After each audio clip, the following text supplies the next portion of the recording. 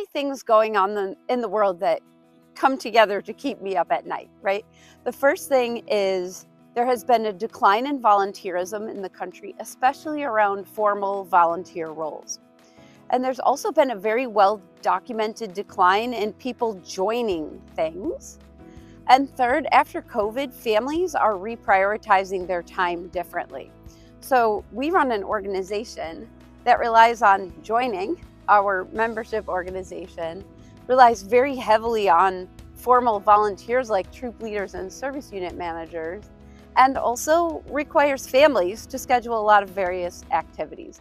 And those trends aren't predicted to end anytime soon. So what's keeping me up at night is how do we relate to today's realities and still deliver our mission to girls?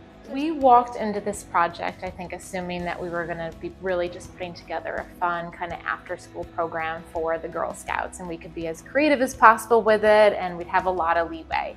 I think one of the things that challenged us most was Girl Scouts is a long-standing organization. It's got a strong mission, it's got values, it has a really strong structure to it already.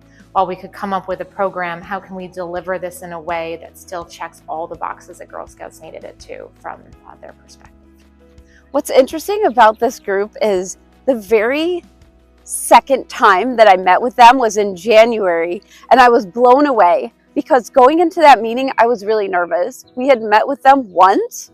We had given them a ton of information, market research, branding things, ideas that we had, just a brain dump about what was in our heads about this innovation project. And then we really kind of didn't hear from them again. So when they came in January, I was thinking they were just getting started, and they showed us the outline of the project and it blew me away. It was everything we were hoping for. And then when they came back again at the end of the project, it was all neatly put together and it was just so amazing. So this pilot model gives us a very clear visual on what it could look like to engage girls and families in an entirely new way. And now we have the framework and we can actually see what it could look like so that we can operationalize it internally and make this happen. And the first pilot is all about working out the bugs. How do they sign up? How do they pay? How does this work? Because it's not like anything we're currently doing. And once we launch, we'll get the data back and evaluate the success and the outcomes and the impact and our marketing strategies and dial it out to scale it. And 2 years from now, we're predicting a decent percentage of our membership will be coming through this new seasonal light touch, light lift for families Girl Scout experience.